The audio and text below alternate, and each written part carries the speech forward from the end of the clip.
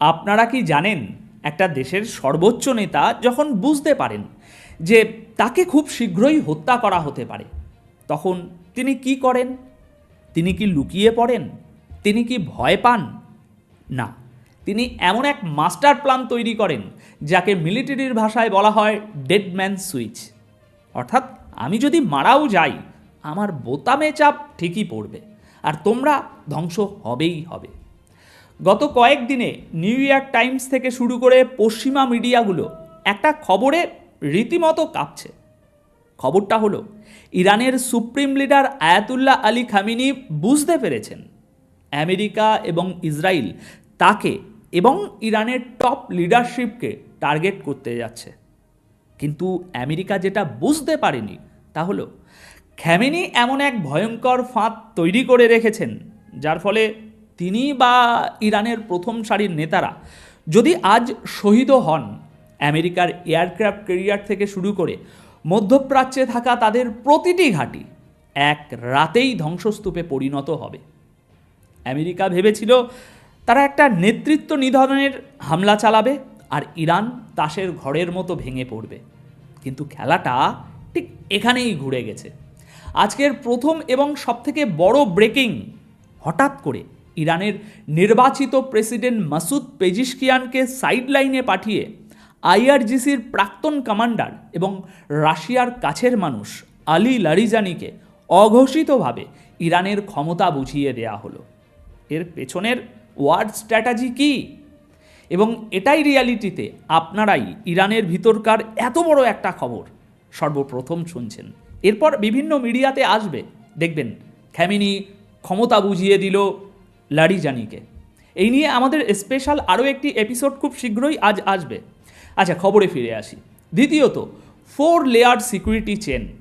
Khamenei এমন কি নির্দেশ দিয়ে গিয়েছেন যে যদি আমেরিকার সাইবার অ্যাটাকে ইরানের সমস্ত কমিউনিকেশন ব্ল্যাকআউট হয়ে যায়, তবুও আমেরিকার ঘাঁটিতে স্বয়ংক্রিয়ভাবে হাজার হাজার মিসাইল আঘাত আনবে কিভাবে? আপনারা যারা ভাবছেন মধ্যপ্রাচ্যের যুদ্ধ শেষ হয়ে আসছে, তারা ভুল ভাবছেন। আসল গ্লোবাল ওয়ার গেম তো মাত্র শুরু হলো। আজ 23শে ফেব্রুয়ারি সোমবার সকাল 8টায় এই খবর পড়ছি। চলুন বিখ্যাত মার্কিন সংবাদ মাধ্যম নিউ ইয়র্ক টাইমসের রিপোর্ট দিয়ে শুরু করি। দেখুন, পশ্চিমা মিডিয়ার একটা স্বভাব আছে, তারা যখন ভয় পায় না, তখন তারা সেটাকে নিজেদের ইন্টেলিজেন্স সাকসেস বা গোয়েন্দা সাফল্য হিসাবে প্রচার করে।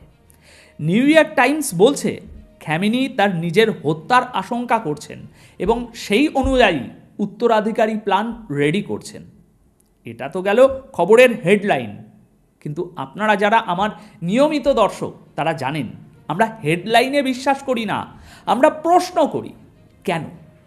কেন নিউ ইয়র্ক টাইমস ঠিক এই মুহূর্তেই এই খবরটা লিক করলো? কারণটা হলো, পেন্টাগন এবং সিআইএ একটা জিনিস খুব ভালোভাবে বুঝতে পেরেছে, যে তারা ইরানের বিরুদ্ধে প্রচলিত বা কনভেনশনাল গ্রাউন্ড ওয়ারে জিততে পারবে না। আমেরিকার সেই ক্ষমতা এখন আর নেই। ইউক্রেনে রাশিয়া তাদের নাস্তানাবুদ করেছে, আর তাইওয়ানে চীনের ভয়ে তারা তটস্থ। তাই আমেরিকা এবং ইসরায়েলের একমাত্র ভরসা হলো মাথা কেটে ফেলা। তারা ভাবছে ইরানের top leadership, president, IRGC commander এবং সুপ্রিম লিডারকে যদি একসাথে ভ্যানিশ করে দেওয়া যায়, তাহলে ইরান নামক রাষ্ট্রটা নিশ্চিত পঙ্গু হয়ে যাবে। কিন্তু এই রিপোর্টটা আসলে আমেরিকার জন্য একটা রেড অ্যালার্ট। খামেনি আজ তাদের বুঝিয়ে দিয়েছেন, তোমরা যে চালটা চালতে যাচ্ছ, আমি তার পাল্টা চাল 3 মাস আগেই চেলে বসে আছি। আপনারা কি সত্যি মনে করেন এত বছর ধরে আমেরিকার মতো একটা সাম্রাজ্যবাদী শক্তির চোখে চোখ রেখে লড়াই করা একটা দেশ কোনো ব্যাকআপ প্ল্যান ছাড়াই বসে আছে? আসল সত্যটা হলো, আমেরিকা এই ইন্টেলিজেন্স রিপোর্টটা পাওয়ার পর থেকেই ভয়ে আছে। কারণ তারা জেনে গেছে খামেনিকে টার্গেট করা মানে কোনো সমাধান নয়, বরং এমন এক ধ্বংসযজ্ঞের শুরু যা থামানোর ক্ষমতা খোদ হোয়াইট হাউসেরও থাকবে না। এবার আসি দ্বিতীয় পয়েন্টে, ইরানের অভ্যন্তরীণ রাজনীতির দিকে একটু নজর দেওয়া যাক। আপনারা জানেন ইরানের বর্তমান প্রেসিডেন্ট মাসুদ পেজিশিয়ান পেশায় তিনি একজন ডাক্তার এবং তুলনামূলকভাবে একজন সংস্কারপন্থী নেতা। সাধারণ সময়ে তিনি হয়তো দেশ চালানোর জন্য ঠিক আছেন, কিন্তু যখন আপনার সামনে একটা তৃতীয় বিশ্বযুদ্ধের মতো পরিস্থিতি দাঁড়িয়ে আছে, তখন কোনো সিভিলিয়ান বা ডাক্তারের পক্ষে মিলিটারি ডিল করা সম্ভব নয়। খামেনি এই জায়গাটাতেই সবচেয়ে বড় মাস্টার স্ট্রোকটি দিয়েছেন। তিনি প্রেসিডেন্টকে কার্যত সাইডলাইনে রেখে তার সবচেয়ে বিশ্বস্ত লোক আলী লারিজানিকে ডিফ্যাক্টো বা অঘোষিত লিডার হিসাবে গতকাল বিকেলে সামনে নিয়ে এসেছেন। এখন আপনার মনে প্রশ্ন আসতে পারে, কে এই লারিজানি, কেন তাকেই বেছে নেওয়া হলো? দর্শক, খেয়াল করে শুনবেন এই কথাগুলো। আলী লারিজানি কোনো সাধারণ রাজনীতিবিদ নন। তিনি ইরানের রেভলিউশনারি গার্ড বা আইআরজিসির প্রাক্তন কমান্ডার। তিনি ইরানের সুপ্রিম ন্যাশনাল সিকিউরিটি কাউন্সিলের সেক্রেটারি হিসাবে কাজ করেছেন। সবচেয়ে বড় কথা, তিনি হলেন সেই ব্যক্তি যাকে রাশিয়া এবং চীন, অর্থাৎ এই দুই পরাশক্তি সবচেয়ে বেশি বিশ্বাস করে। গত মাসেই লারিজানি মস্কোতে গিয়ে ভ্লাদিমির পুতিনের সাথে একটা রুদ্ধদ্বার বৈঠক করে এসেছেন। এই চ্যানেলে আপনারা খবর শুনেছেন। আপনারা কি মনে করেন তারা সেখানে চা খেতে বসেছিলেন? মোটেও না। তারা সেখানে থার্ড ওয়ার্ল্ড ওয়ারের প্ল্যান বা যুদ্ধকালীন আপাতকালীন পরিকল্পনা চূড়ান্ত করেছেন। আমেরিকা যখন দেখছে যে প্রেসিডেন্ট পেজিশিয়ান কোনো সিদ্ধান্ত নেওয়ার আগে লারিজানির দিকে তাকাচ্ছেন, তখন তারা বুঝতে পারছে আজ যে ইরান এখন আর কোনো পলিটিক্যাল স্টেট বা রাজনৈতিক রাষ্ট্র নেই। ইরান এখন পুরোপুরি একটা যুদ্ধযন্ত্রে পরিণত হয়েছে। খামেনি খুব সুচারুভাবে রাষ্ট্রের সমস্ত ক্ষমতা একজন ঝানু মিলিটারি মাইন্ডের হাতে তুলে দিয়েছেন, যাতে আমেরিকা বা ইসরায়েল কোনোভাবেই ইরানের সিদ্ধান্ত গ্রহণে কোনো শূন্যতা বা ভ্যাকিউম তৈরি করতে না পারে। এবার আসুন সেই পয়েন্টে, যেটা আমেরিকার রাতের ঘুম হারাম করে দিয়েছে। দ্য 4 লেয়ার সাকসেশন প্ল্যান, 4 স্তরের বিকল্প নেতৃত্ব। আমেরিকা এবং ইসরায়েল একটা তাদের পুরনো একটা কৌশল আছে।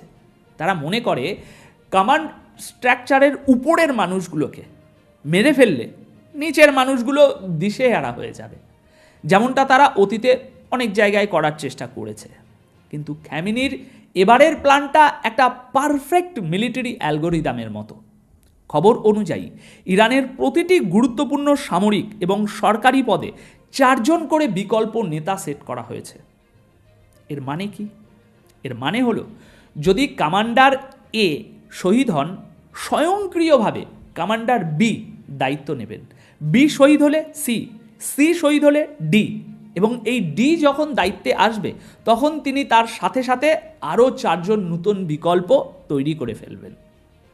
অর্থাৎ এই চেন কোনোদিন শেষ হবে না। শুধু তাই নয়, এই নেতাদের সবাইকে এক জায়গায় রাখা হয়নি। তাদেরকে ইরানের বিভিন্ন সিকিউরড লোকেশনে, আন্ডারগ্রাউন্ড বাংকারে, এমনকি পাহাড়ি যে টানেল, সেই টানেলগুলোতে ছড়িয়ে দেওয়া হয়েছে। আপনি এক জায়গায় বোমা মারবেন তো অন্য জায়গা থেকে নির্দেশ আসবে। ধরুন আমেরিকা একটা বিশাল সাইবার অ্যাটাক করলো, স্যাটেলাইট জ্যাম করে দিল, তেহরানের সাথে অন্যান্য শহরের যোগাযোগ সম্পূর্ণ তখন বিচ্ছিন্ন। খামেনির দিক থেকে কোনো অর্ডার বা নির্দেশ আসার উপায় নেই। সাধারণ কোনো দেশের সেনাবাহিনী এই পরিস্থিতিতে প্যানিক করবে, অপেক্ষা করবে নির্দেশের জন্য। কিন্তু খামেনি তার ফিল্ড কমান্ডারদের একটা ব্ল্যাঙ্ক চেক বা আগাম নির্দেশ দিয়ে রেখেছেন। নির্দেশটা হলো, যদি তোমরা দেখো যে হামলা হয়েছে এবং সেন্ট্রাল কমান্ড থেকে কোনো যোগাযোগ করা যাচ্ছে না, তার মানে ধরে নেবে আমরা কেউ বেঁচে নেই, এবং সেই মুহূর্তে তোমাদের কারো নির্দেশের জন্য অপেক্ষা করতে হবে না। তোমাদের কাছে যত ব্যালিস্টিক মিসাইল আছে সব ফায়ার করবে। কোথায় ফায়ার করবে?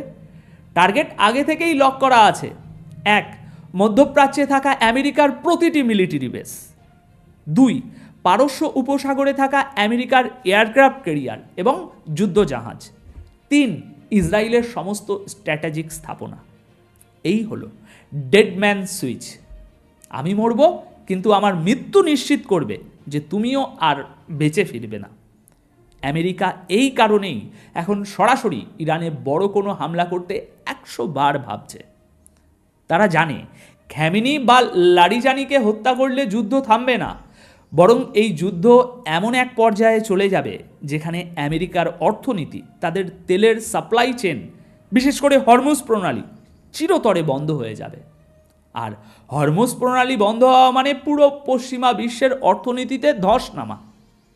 আচ্ছা, এতক্ষণ তো আমরা দেখলাম ইরানের মাস্টার প্ল্যান, এবার আসুন দেখি পশ্চিমাদের মাস্টার প্ল্যান কি। এটা শুনলে আপনারা বুঝতে পারবেন যে অহংকার কিভাবে একটা পরাশক্তিকে অন্ধ করে দেয়। ডোনাল্ড ট্রাম্পের ইনার সার্কেলের একজন প্রভাবশালী ব্যক্তি স্টিভ উইটকফ সম্প্রতি রেজা পেহলভির সাথে দেখা করেছেন।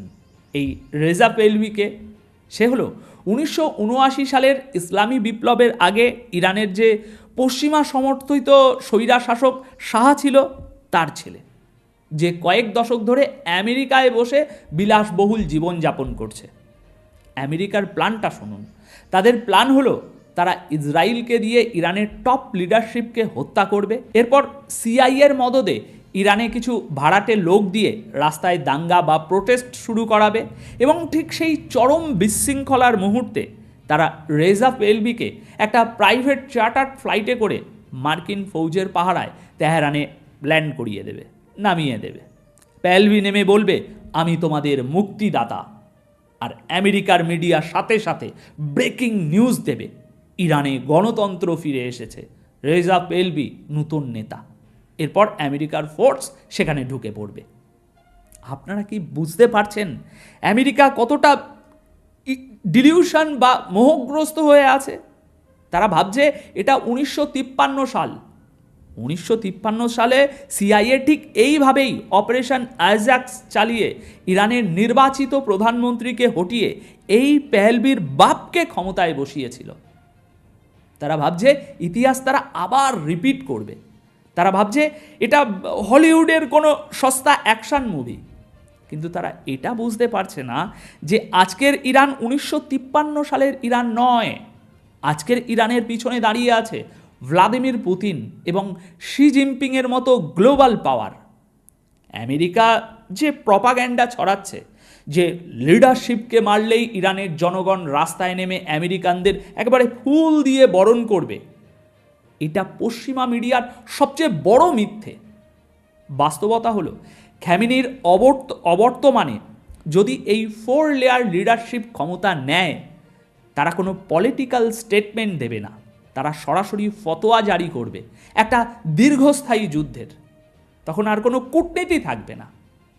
দর্শক, এখানে আপনাদের একটা জিনিস খুব ক্লিয়ারলি বুঝতে হবে, এই যে এত বড় একটা ব্যাকআপ প্ল্যান ইরান তৈরি করলো, এটা কি তারা একদম একা করেছে? জি না। এখানেই আসে জিওপলিটিক্যাল সমীকরণের সবচেয়ে বড় টার্নিং পয়েন্ট। ইরান একা লড়ছে না। মুসলিম বিশ্বের অন্যান্য দেশগুলো হয়তো নীরব আছে, কেউ হয়তো গোপনে আমেরিকার দালালি করছে, কিন্তু গ্লোবাল স্টেজে ইরানের পিছনে পাথরের মতো দাঁড়িয়ে আছে রাশিয়া এবং চীন। আলী লারিজানিকে যখন এই পুরো সিস্টেমের দায়িত্ব দেওয়া হয়, তখন তাকে স্পষ্টভাবে নির্দেশ দেওয়া হয়েছে মস্কো এবং বেইজিংয়ের সাথে যোগাযোগ নিশ্ছিদ্র রাখার জন্য। কারণ যদি সত্যি আমেরিকা ইরানে অল আউট অ্যাটাক করে, তাহলে রাশিয়া এবং চীন চুপ করে বসে থাকবে না। কেন? কারণ ইরান যদি আমেরিকার হাতে পতন হয়, তাহলে আমেরিকার পরবর্তী টার্গেট হবে সরাসরি মস্কো এবং বেইজিং। তাই রাশিয়া ইতিমধ্যে তাদের advance satellite intelligence, air defence system এবং সাইবার ওয়ারফেয়ার টেকনোলজি ইরানের সাথে শেয়ার করছে। খ্যামেনির ওই যে কমিউনিকেশন ব্ল্যাকআউটের কথা বললাম না, আমেরিকা স্যাটেলাইট জাম করলেও ইরান রাশিয়ার গ্লোন্স বা চীনের বেইদু স্যাটেলাইট সিস্টেম ব্যবহার করে তাদের মিসাইল গাইড করবে। সুতরাং আজ খেলাটা কত গভীরে চলে গেছে একবার চিন্তা করে দেখুন। আমেরিকা ভাবছে তারা মধ্যপ্রাচ্যে একটা ছোট্ট দেশ দখল করবে, কিন্তু আসলে তারা এমন একটা সুতোর উপরে দাঁড়িয়ে আছে যা ছিঁড়লে সরাসরি তৃতীয় বিশ্বযুদ্ধ শুরু হয়ে যাবে। তো দর্শক, আজকের এই পুরো আলোচনা থেকে আমরা কি বুঝলাম? আমরা বুঝলাম যে পশ্চিমা বিশ্ব এবং তাদের মিডিয়া আমাদের সামনে যে বয়ান তৈরি করে যে তারা অজেয়, তারা যাকে ইচ্ছা তাকে যখন খুশি শেষ করে দিতে পারে, সেটা একটা বড় ভণ্ডামি। সত্যটা হলো আমেরিকা এখন প্রচণ্ড ভয়ের মধ্যে আছে। তারা ইরানের এই ডেডম্যান সুইচ এবং 4 লেয়ার কমান্ড স্ট্রাকচারের কোনো সমাধান এখনও বার করতে পারেনি।